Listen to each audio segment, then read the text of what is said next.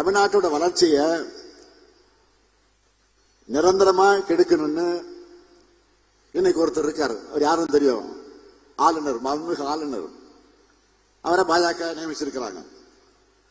சமீபத்தில் பேட்டி அளிச்சிருக்கிறாரு. 2 நாளைக்கு முன்னாடி பேட்டி கொடுத்திருக்கிறாரு. என்ன, தமிழ்நாட்டுக்கு சேவையாற்ற அவர் வந்திருக்கிறதா? இதை சொன்னதை கேட்டால் நமக்கெல்லாம் சிரிப்பு தான் வந்துச்சு. தமிழ்நாட்டில் பாதுகாப்பு பிரச்சனைகள் இருக்கான், தீவிரவாத போக்கு நிலவும் கூடிய மாநிலமாக தமிழ்நாடு இருக்கான். தமிழ் மொழி வளர்ச்சிக்காக இங்க எதுவும் நடக்கலையாம். எல்லாரும் ஆங்கிலம் படிக்கிறாங்களாம். இப்படி எல்லாம் அவதூறு ஆற்றாம கலந்து புலம்பி இருக்கிறார் ஆளுநர். ஒன்றிய காட்சியில தான் பகல்காம் தீவிரவாத தாக்குதல் நடந்து சுற்றுலா போன அப்பாவி மக்கள் பலியானாங்க. ஒன்றிய காட்சியில தான் டெல்லி செங்கோட்டை கிட்ட குண்டு வெடிப்பு நடந்து அங்கே மக்கள் பல பேர் பலியானாங்க. காட்சியில் தான் மணிப்பூர் 10 இன்னைக்கு எரிஞ்சுக்கிட்டு இருக்கு. தீவிரவாத தாக்குதல்ல மக்கள் பலியாகிறத தடுக்க முடியாத பாஜக ஆட்சியை புகழ்ந்து பேசி இருக்கக்கூடிய ஆளுநர் அவர்கள் அமைதி பூங்காவாக இருக்கக்கூடிய தமிழ்நாட்டை தீவிரவாத மாநிலம் திமிரெடுத்து பேசி இருக்கிறார். அவரை திமிர அடக்கணும். நம்ம இக்கட்டான சூழல்ல தன்னுடைய தேசப்பற்றை காட்டி நம்ம படை வீரர்களுக்கு அதிக அளவில் நிதி வழங்கினது நம்முடைய தமிழ்நாடு தான்.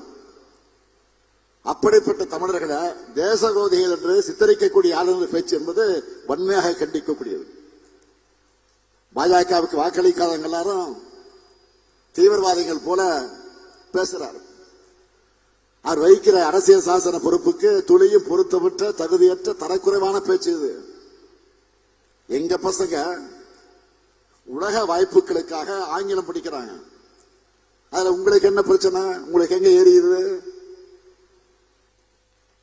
இன்னும் டபுள் மடங்கு ஆர்வமா நாங்க ஆங்கிலம் படிக்க தயாரா இருக்கோம்.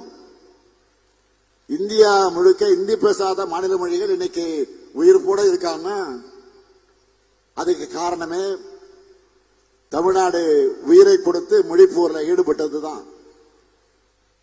தமிழ் மொழி பற்றி தமிழ்நாட்டுக்கு நீங்க வகுப்பெடுக்க வேண்டாம். அந்த பாடத்தில் PhD வாங்கினவங்க நாங்க. சட்டமன்றத்தில் எல்லா கட்சி உறுப்பினர்களும் கலைஞர் பேர்ல கும்பகோணத்தில் பல்கலைக்கழகம் அமைக்கணும்னு கோரிக்கை வச்சு அதுக்காக மசோதாவை நிறைவேற்றி அனுப்பிச்சா அதற்கு அனுமதி கொடுக்காம 3 மாசம் கிடப்புல போட்டுட்டு குடியரசுத் தலைவருக்கு அனுப்பினார். நான் கேட்கிறேன், குடியரசுத் தலைவருக்கு அனுப்பி வைக்கிற அளவுக்கு அதுல என்ன அரசியலமைப்பு சட்ட பிரச்சனை இருக்கு? அவர் கிடப்புல போட்டதை மறைக்க குடியரசுத் தலைவர் மேல பழிய போட்டு தப்பிக்க பார்க்கிறார். கலைஞர் பேர் வைக்க கூடாதுன்னு மாணவருடைய நலன், அதுல விளையாடுறது என்ன நியாயம்? மக்களாட்சியை மதிச்சு இதுக்கான உரிய அனுமதியை விரைவில் கொடுப்பாரு நாங்க நம்புறோம்.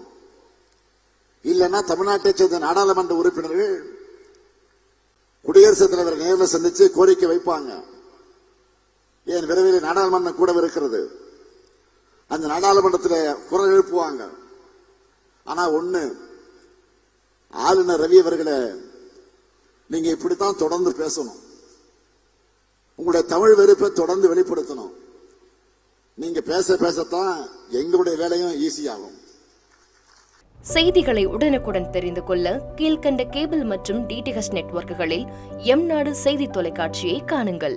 பாதகம் செய்பவரை கண்டால் நாம் பயம் கொள்ளலாகாது பாப்பா. மோதி மிதித்துவிடு பாப்பா, அவர் முகத்தில் உமிழ்ந்துவிடு பாப்பா. அண்மை செய்திகளை உடனுக்குடன் தெரிந்து கொள்ள இணைந்திருங்கள் எம்நாடு தொலைக்காட்சியுடன்.